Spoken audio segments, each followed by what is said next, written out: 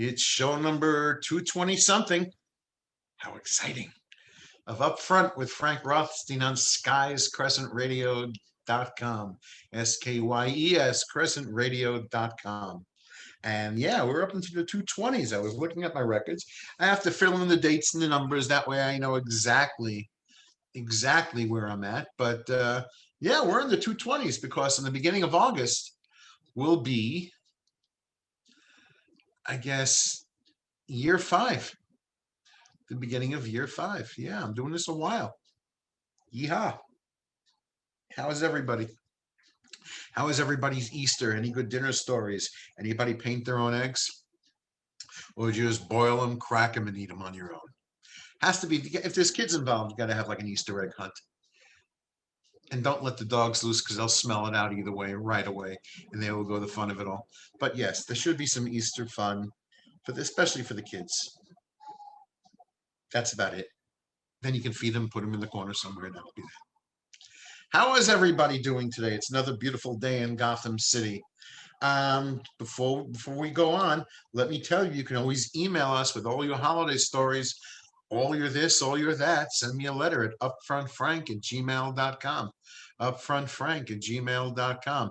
I'm looking at, of course, the one and only Jade Zabrick sitting in the studio, her ever evolving studio. And this is pretty cool. This is like, you're doing your own suntan lotion commercial. She has a green screen and is creating her own background. That's what you do with green screen.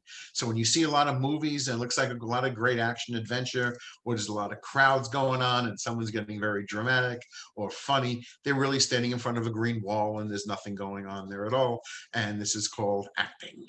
Anyway, so I'm looking at this and Jade has a nice sky on the wall with trees, with a breeze blowing in the trees. No, don't move it. Don't move it. What is it? I had it on mute. Sorry about that. I don't even have that right. What is she adjusting? She's adjusting. There's a little bit of something changing. Okay. I'm looking at a nice tree and a breeze. So now I'm really looking through Jade, figuring I could do this. I could sit on the beach somewhere and broadcast this show. I may do that. I may have to go back home to Coney Island and sit on the beach of the boardwalk. And I could talk to you there and you can hear all the wind blowing by me. And we can have some fun with that. Why not? I'm sitting at home doing this. It's springtime. It's nice outside. Maybe I'll walk around and we'll do a little video recording of all the bullshit going on in Manhattan. Because there's plenty of that too. There's some good stuff going on, but there's plenty of nonsense going on also. And we'll get a laugh together. And I think that maybe next time, maybe the time after, we'll be doing that. But there are a lot of things have happened this week. Well, one is we're watching the trial on CNN of Derek Chauvin. Defense is cross-examining someone today about a use of force police investigator. Okay. There's a lot. This is like going on over a weekend. I know it's all important. And of course, any defendant in any trial deserves their full day in court and every opportunity to defend themselves and all that. But really, I don't care about anything before. I just pick it up from where he has this guy on the floor. And George Floyd could have been anybody. On the floor, handcuffed, laying in somewhat of a prone position, with his knee on George Floyd's neck. So to me, this whole trial is about a 9.5-minute event, 10-minute event, not all the other stuff, his training, who gave authorization. No one's given authorization. No one's doing authorization. You're not capturing someone and radio in. How do I stop them? It's this is what it is. So anyway, this will go on for a while. Then the defense will take the case, and then it'll go to the jury. And the only reason I watched a lot of this trial, with especially the things I really am not interested in, with the volume down, is because in any trial I've ever seen, anyone, whether it's a lawyer, politician speaking, anything, is that they don't know when to stop talking. Now, we know I'm going to keep talking here, but I'm only going to be here for an hour. So I'm stopping. No, you leave it to a good lawyer on the case, they'll just keep going. And if they think they're slowing down, they'll have one of their assistants put a new battery in their back and they'll keep talking for more, much like a senator or a congressman in standing and giving a speech. Anyway, so yeah, the trial is on. What else is going on this week? Well, we finished up the holidays. We're in April. There was no big April Fool's joke played on me, which is good. And I didn't play anything on anyone. That's good. Hope everybody had a good time. I have my big trusty gallon of water here. Let me take a gulp of it now. Because people go with these little blank little bottles and sip it gently, or their glass and they sip gently and think they're fooling. Oh, no, no, no, no, no, no. What is actually the stories I talk about this week, they're not really all that great. No, they're not. Um, I'm going to go back from last week. A lot of times the stories I get, the things that I talk about happen just after I get off the air. So by the time I get off tonight, I'll look at the 6 o'clock news and something else will be happening, or 11 o'clock, something will be happening, like yeah. But anyway, I'm watching this and there's a lot going on with kids. And I'm not quite sure.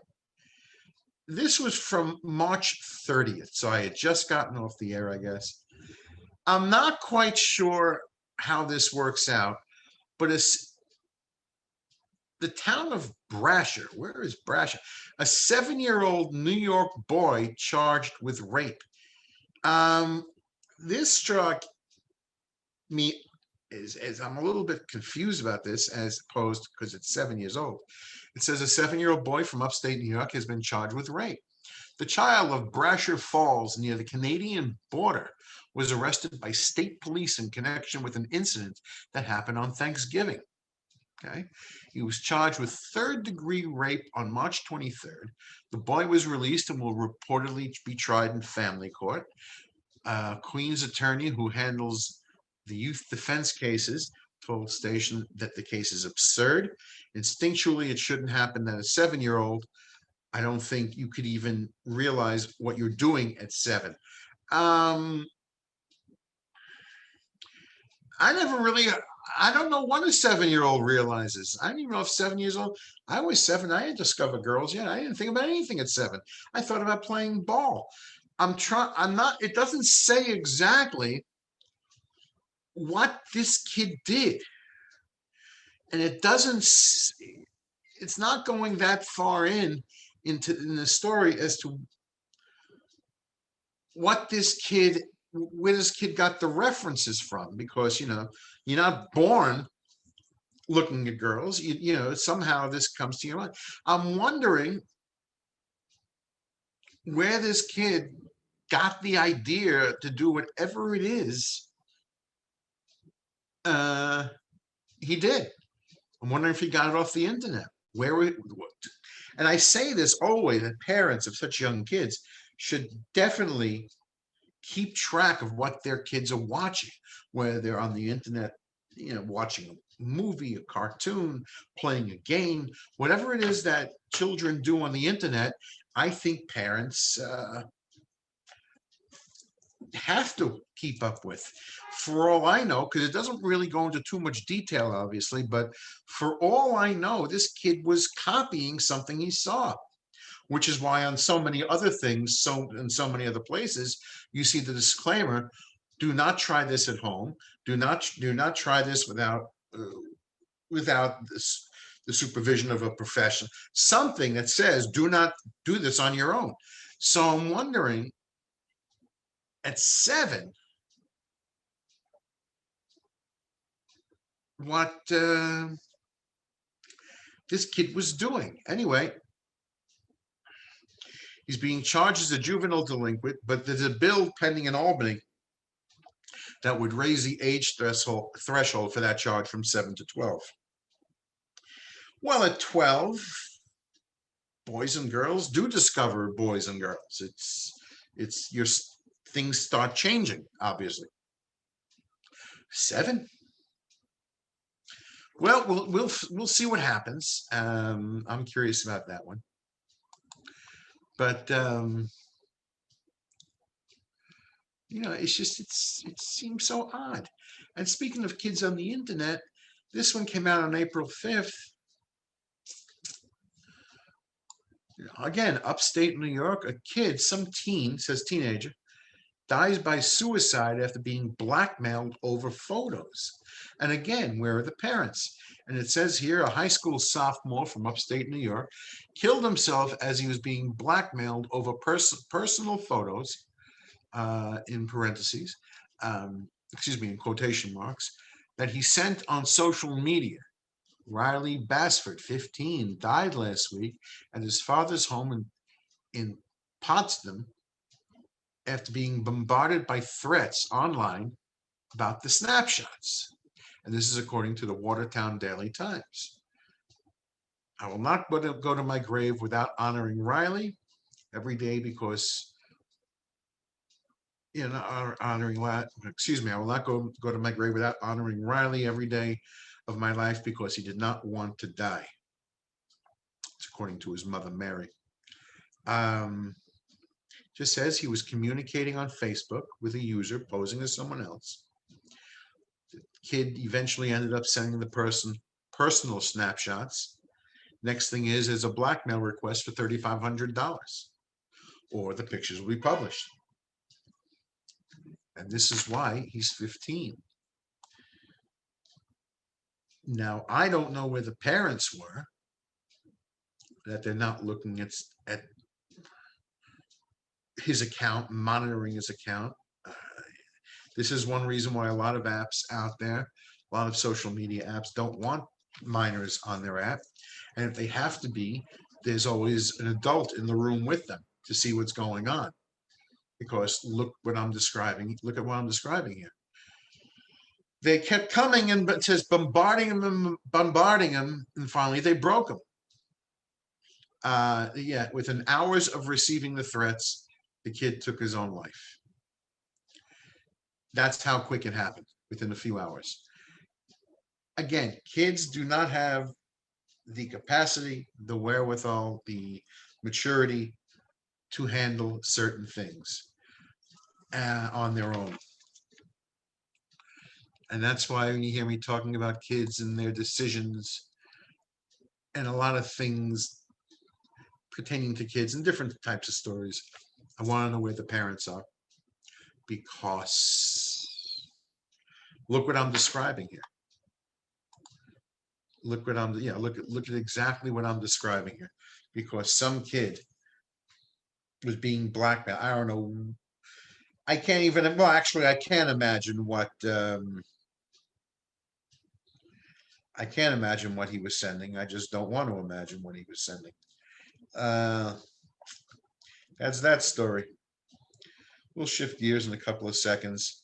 Actually, let's just shift gears now. Enough with the suffering kids. You got the idea. See that cup? It's given to me about 25 years ago. Let's see.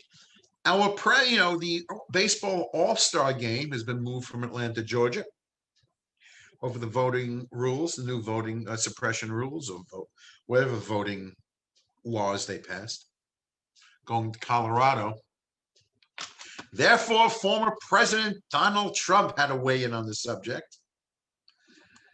And he's calling for people to boycott Major League Baseball, Coca-Cola, and Delta after they opposed the Georgia voting law. So that's it. Nobody should drink Coca-Cola or go to a baseball game ever again.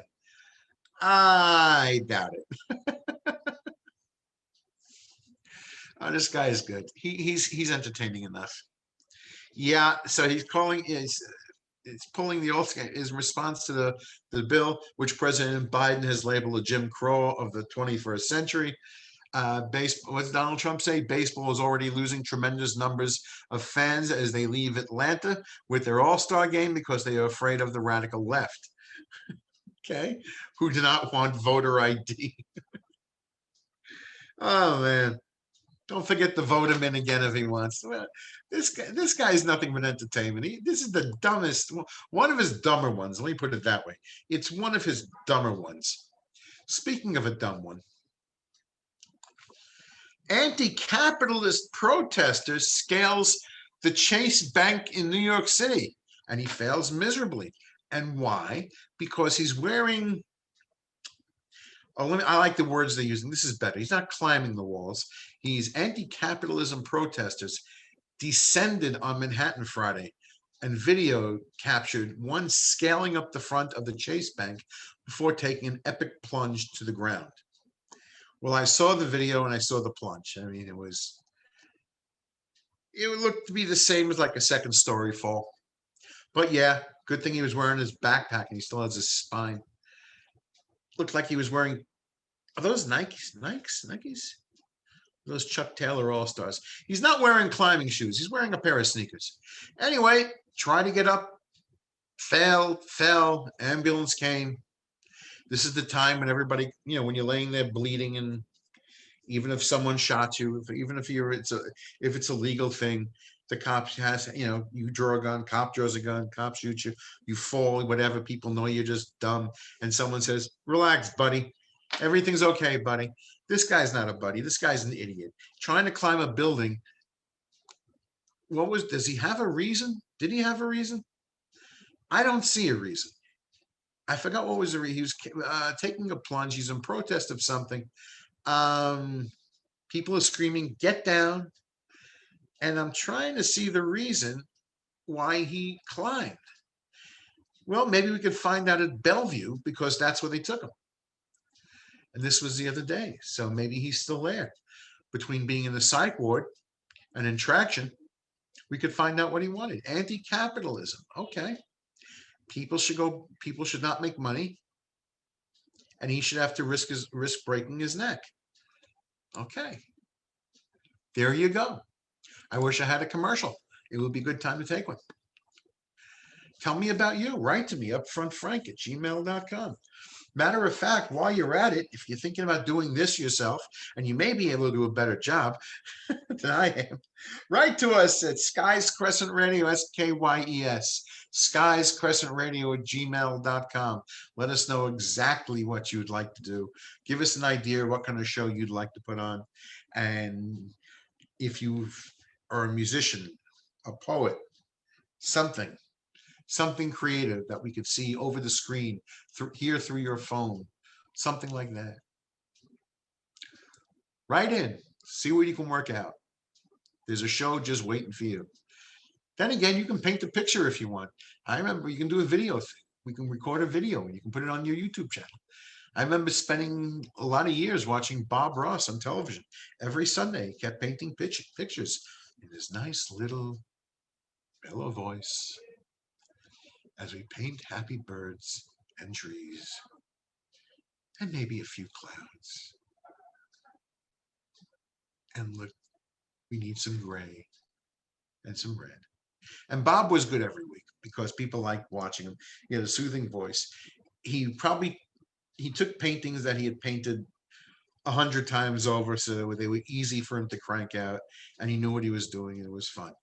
So if you'd like to paint on the radio and then take the video of it and put it on your social media, give a call, see what happens. Write into us. This is one we could work out for you. I need more water. I don't know why, but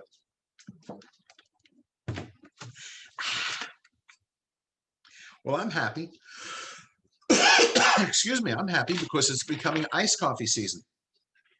And that means I can now go broke buying iced coffee, because only in Manhattan do you have to spend $5 a cup, $6 or more, trying to get iced coffee. And they're really giving you a shot glass full, a shot and a half. I went into, where did I go? I went into Starbucks the other day. I mean, I was walking by. I wanted like an iced cappuccino or whatever I wanted. And I asked for couple of strong shots. And they tell me they're giving me 2 shots. I looked at it, looked very small. So they offered to give me 3 shots. Now I got the girl behind the counter, and anyone who really knows me knows how I can get. And I asked her, that's 3 shots of espresso?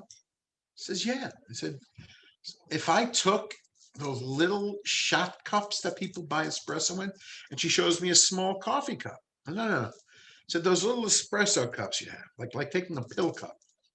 Could I fill 3 of those up with what you're giving me? She goes, would you like long shots. I said, long shots? Okay, give me a long, make them long shots. So she pours out the old batch, punches in for 3 long shots. I said, what's a long shot? She goes, well, it cycles through twice. Well, you give me the same amount of coffee, but it cycles twice? She goes, yeah. Oh, I said, you give me more water because we still couldn't fill up 3 of the espresso cups. She goes, well, that's just how they do it. I don't know what to say. So yeah, so pretty much I was getting robbed on the coffee bit. I still couldn't taste it because I had a lot more water. When why even pour out the old coffee? Just add on to it. Anyway, everything costs like over $5 to get nice coffee, a nice cafe, whatever it is. Which is why, at least in cold weather, you can go buy a regular coffee or tea for a little bit. Now I get to go broke, breaking bills to get a shot and a half of coffee and ice. Okay. Hopefully, I'll find a good enough place to do it in. Well, it's also baseball season, and for me, it's always going to be the New York Mets game. They were postponed because of Washington Nationals had some COVID issues, so the Mets lost out the first weekend. They had to wait. A couple of nights ago, they opened up in Philadelphia, playing the Phillies. And of course, their best pitcher, Jacob deGrom, got no run support, and of course, they lost. And as we all know, they played last night when another pitcher's in and they scored a lot of runs and they won. But their big deal for this season is Francisco Lindor. And he is 27, and he got a 10-year, $341 million contract extension. 10 years, 341 million, 34.1 million a year. He's 27. Now, I have a personal rule about that when I start reading these things, that the cutoff limit should be on a 10-year contract, they should be no older than 24. No older. And that's because a lot of baseball players are doing a lot of good things at 24. But now you start getting these guys, they'll be 35, 36, 37. The injuries can start creeping in. And I could see this being at the age of, say, 33, a big buyout contract. This is like a good investment for a player to have a shorter career, because there's no way this guy, any player, is worth the same at 37 as they are at 27. It just doesn't happen that way. They're not running as fast. They may not get around on the bat as much. It's not the same. I am not a lover of 10-year contracts, never was. I remember the first time all of this in baseball now started with the New York Yankees with George Steinbrenner. And he had Dave Winfield, who he got from the San Diego Padres, and he paid him 10 years, $20 million. Unheard of at that time. $2 million a season. Dave Winfield was good, but he was like a career 240 batter when they got him. And that was the very first contract of that kind. And ever since then, anybody who can put 2 singles together now wants a giant contract. Well, we'll see. It's the season. Let's go Mets. Here's another story that I get a lot of mileage out of. Let me take some more water for this one. 2 killed when plane used for gender reveal crashes in Cancun. You know those gender reveal parties we talk about out here, where something tragically goes wrong and there's either someone dies, or there's a forest fire, or something's blown up, or some disaster happens. This time they had a gender reveal party, and some guy flying a plane crashed into the ocean. I'm not quite sure if it's the fault of the technology, or maybe it's the jinx of the baby. Because every time I read about these stories, there is a disaster. Now, why you have to hire a plane to either skywrite or bring along a flying flag to tell everybody what you're going to have is not exactly in my mental reservoir of knowledge. I am not getting it. This came from the U.S. Sun, by the way. It's a girl. It was a girl. And that's the guest who heard excuse me. The guest heard screaming as the single engine Cessna 206, which was rented from a company called Zonex, flew overhead, performed a series of stunts. One person on the boat even made a chilling joke saying, "It's all good as long as it doesn't end up crashing into us." So no, it crashed about 30 feet away or whatever distance this is. Anyway, that is what happened. Again, all these people with their gender reveal parties, the children, how special. I got news for you. Any guest on that boat at your barbecue, they're having a day out. Either you're fishing for presents or gifts, or the guests are just having a day out. I cannot believe that so many people are so interested in what sex everybody's baby is going to be, unless they're looking to to arrange for gender specific births, which is not all that good of an idea either. But yeah, they had 2 to 4 passengers aboard the plane. So is this really necessary? This should be illegal. To me, it should be illegal. You, in all around the world, people do not have to die or become extremely, dangerously injured or whatever the deal may be per case, because you need to tell everybody you're having a girl. Can't speak for everyone else, but I really don't care what sex your baby is going to be. It's just not that important that people have to die for this. Planes, you rented a plane. No, don't. If you don't know the pilot, don't rent the plane. If it's not their plane, at least you know what the service is. Don't rent the plane. Have a barbecue, have a cake, order a pizza with either pink or blue sauce, food dye. Tell everybody what you're going to have that way. Everything else is a complete waste, unneeded, at least unneeded to me, because that's how I think about these things. Here's one. I have these things on my Facebook page where I use it like a filing cabinet. So I do apologize. Sometimes it takes me a few seconds to get to the story if my screen runs out of room. Everyone knows SpongeBob SquarePants, the Nickelodeon character. The sponge that lives underwater with whatever garbage they see and the characters create along the way. Well, SpongeBob had an episode pulled due to sensitivities. It's a kid's cartoon. Nickelodeon isn't taking any chances with this nautical nonsense. That's what it says. That's not my line.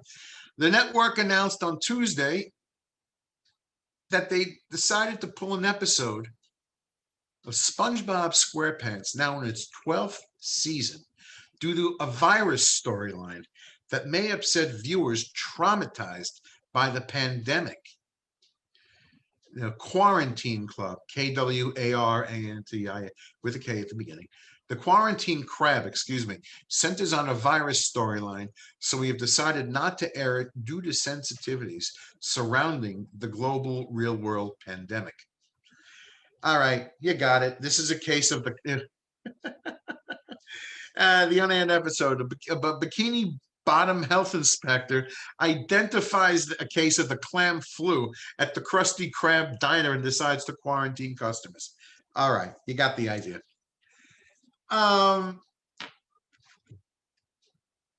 This is a good way to help if you have little children to let them laugh it off a little bit. I mean, adults get to laugh it off where they can. There's a comedian telling whatever, a joke about the any kind of joke, any humor. Kids need humor. That's okay. Kids need it. You tell me it's perfectly all right for kids who want to. Kids can understand when they choose what gender they're going to be and that they're going to take away the words boy and girl and mom and dad, but they can't understand a quarantine with a sponge and a crack. That's ridiculous. I remember as a kid, Sesame Street. I don't know if you remember, they had that candy store run by Mr. Hooper. I forgot the actor's name, an older guy. He dies. And Sesame Street has to deal with it. And Big Bird was upset. They used Big Bird. And they were trying to explain this death to Big Bird. And they were helping kids deal with death because this main character of the show died, really died, and they had to address it. So SpongeBob, this is the difference between now and kids from when either I was a kid. I don't have kids, but if my kid would have been my kid would have been maybe 1980, 90s, around there, born around that time, maybe a little before if I had a kid. But either way, kids learn as they can understand. Certainly, if you can deal with death and AIDS and everything else on Sesame Street, a cartoon character can deal with quarantine. And I don't see why we're overprotecting children. There is a pandemic out there. There is quarantine going on. We're not telling them anything new. There's nothing new going on here. It's not surprise you have to wear this thing on your face now. No, this has been going on for a year. Now, this is true that if you had a baby born a year ago, March, well, yeah, it's where it's always been. They're not even aware of anything yet. They're only one.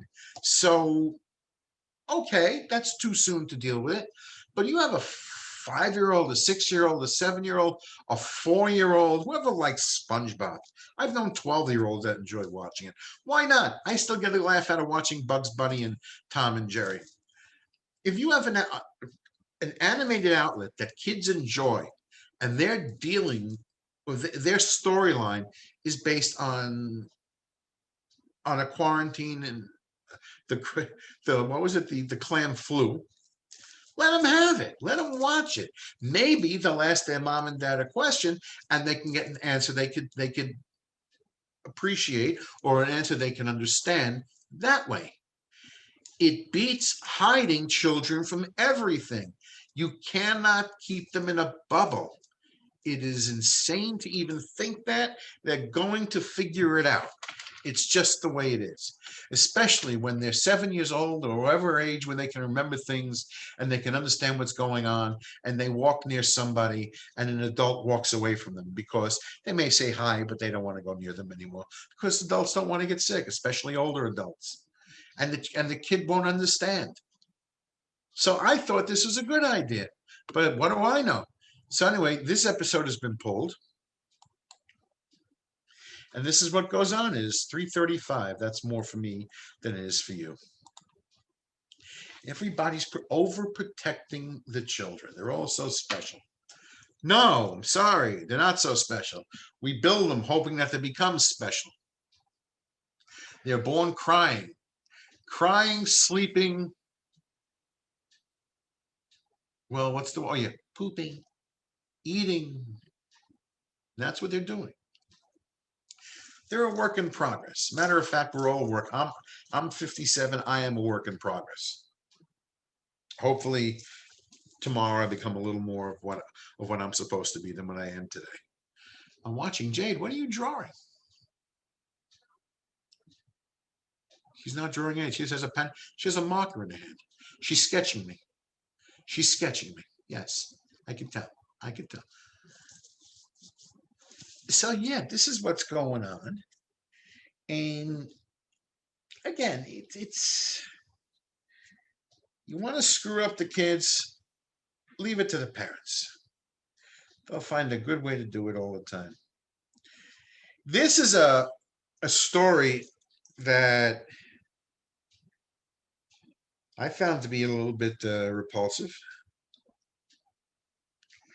And this doesn't matter if the person who did it is black or white. It's just a stupid thing to do.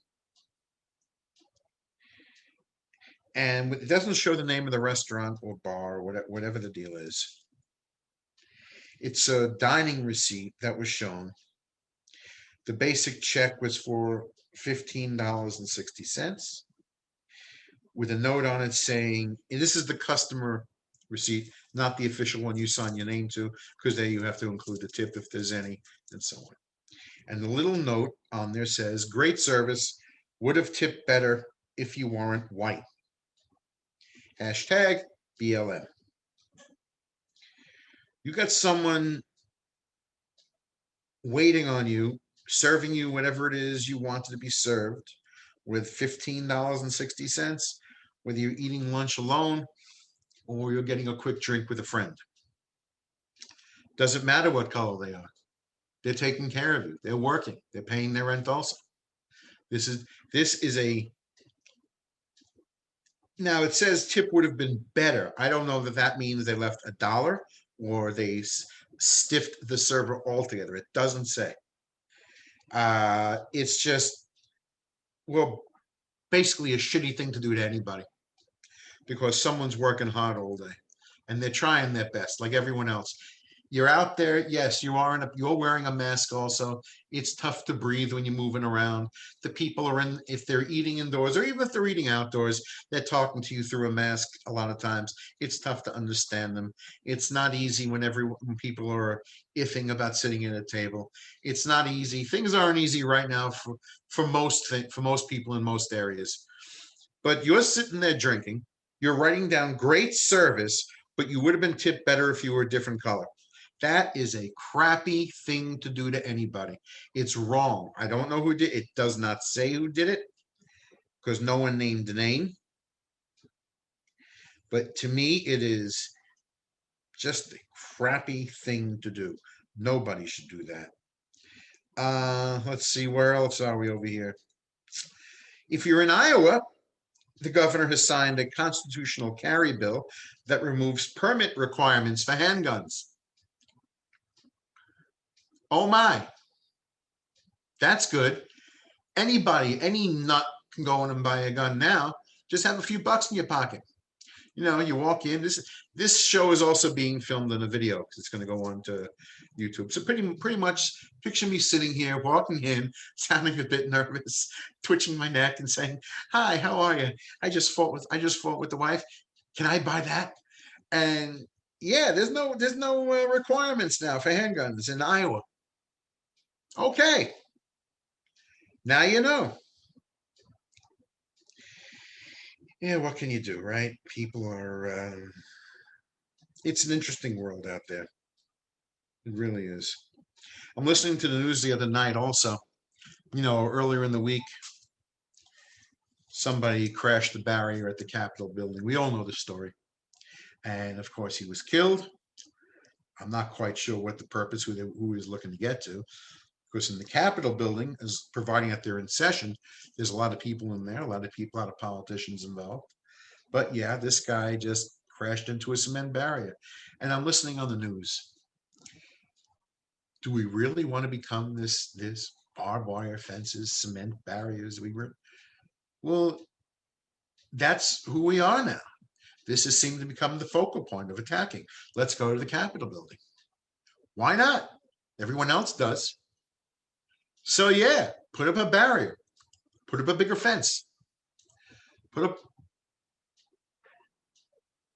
a wall, put up anything you want, but keep everyone who works there safe.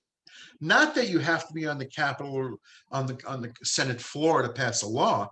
You can do it from a parking lot. You can vote on a law on a bill from a bathroom. It doesn't make a difference. But that is the office. That's where everyone goes. This is where it is. Everyone knows it. And now you have a guy, just another random nut, trying to get in. But and it's not like official buildings haven't been, what's the word they always use? Oh yeah, breached before. I mean, 9/11, I remember 9/11. Multiple jets were hijacked that day. One of them crashed into the Pentagon. Do you know why they crashed into the Pentagon? It's because the pilot hit the wrong building. He thought he was going into the White House. He went to the Pentagon. But that's like breaching. That's it. You got in. I remember during Barack Obama's term, some nut hopped the fence, ran into the White House, right to the front door, got in. Luckily, the first family was not home. Barack Obama and his wife were wherever. I'm not sure where the kids were, but they weren't home. but somebody was able to run into the White House. So yes, places get breached all the time. Uh, this guy last week, well, another example. We now know what's going to happen. So yes, security at the Capitol building, and I would say the Pentagon, and I would imagine the White House has already gotten on the case. Needs to be what's the kind of word? Enhanced. So yeah, that's just how I think about it. There was another story. This one here, I was telling Jade before I went on, I was talking about it a couple of days ago with somebody. Most of the world calls it rugby. You've heard me talk about transgender athletes before in combat sports. In Australia, I guess they call it handball. You're not really kicking it. It's not like basketball. You're dribbling it. You're handing it off and you're running, you're throwing it. Rugby. One of the girls is 6'3", 250 pounds, transgender Hannah Mounsey, single-handedly helping Australia in crushing the competition at the Asian Women's World Handball Championship. I'm looking at a picture of Hannah, who has, well, look at that. Someone's writing to me. Okay, I don't know if you can hear that chime. This is a big guy. This is a big guy with huge arms. You know how violent rugby could be? Combat sports. You try getting into a scrum in rugby. You try grabbing that ball for another athlete in rugby. You're catching elbows. You're catching heads are flying into each other. This one is 6'3", 250. Rugby, basketball, anyway. This is all. Why not send this one in, send Hannah into arena football with all the women? That's a good small space. How are they supposed to grab, unless they grab, like trip up, like grab the ankles? I don't know. This is dangerous. And why is Australia even allowing this? But they are, because, once somebody says, I regard myself as this, that, or the other thing, why not regard yourself as a chair and I'll sit on you? How about that? How about that even better? And that's just one of the posts I was reading about this week. On the good news, we do have some good news. Things are opening up in the job market. I see this on CNN Business.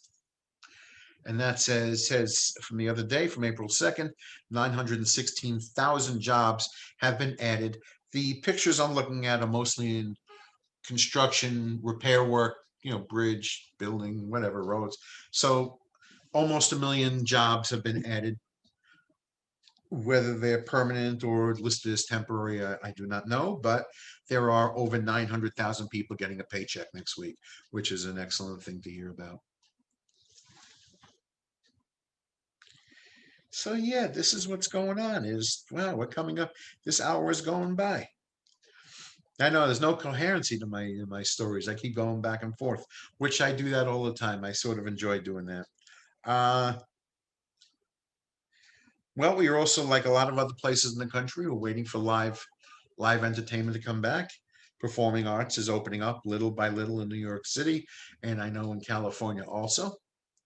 Although I did notice, well, forget music and theater, I noticed an opening day of baseball, or at least in Texas, they had, this made it to CNN.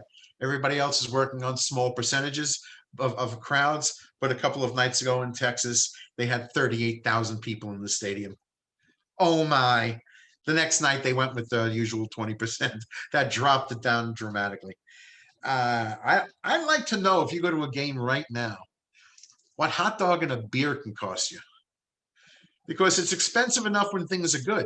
Can you imagine how much revenue they got to make up, and how are they going to do it? They got to charge more for the beer and the hot dogs and whatever else you may want to buy there. So yeah, that's what I've noticed. But I'm glad things are opening up. I think baseball is important, at least it is to me and my family. I get to watch them. I get to suffer with my team. I hope they have a good year. They have a chance to make a little bit of a move this year. The Mets do. Hopefully they, yeah. they make the most of it, and they're $7 billion player.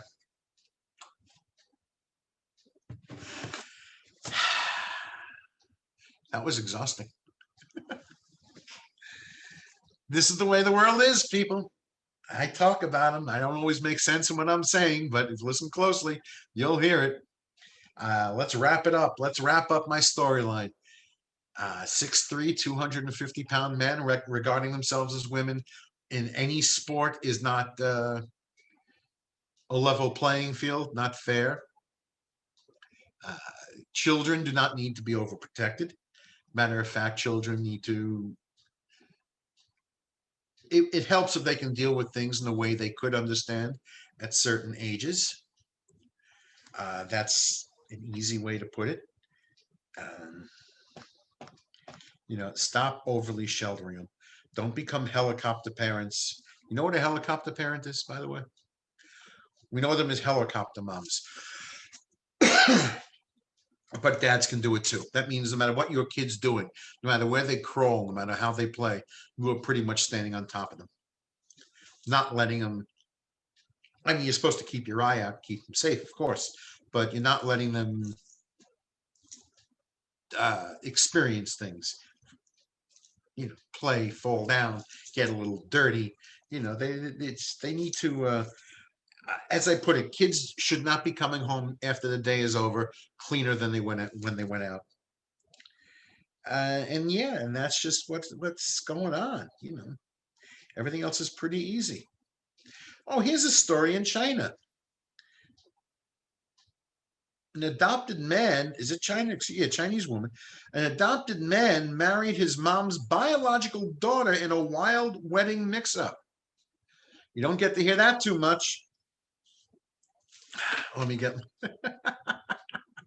to that story because I like that story, and I'll tell you why. It sounds so Brady Bunch. And I got this, of course, from the New York Post, which recognizes other outlets, so it's very convenient.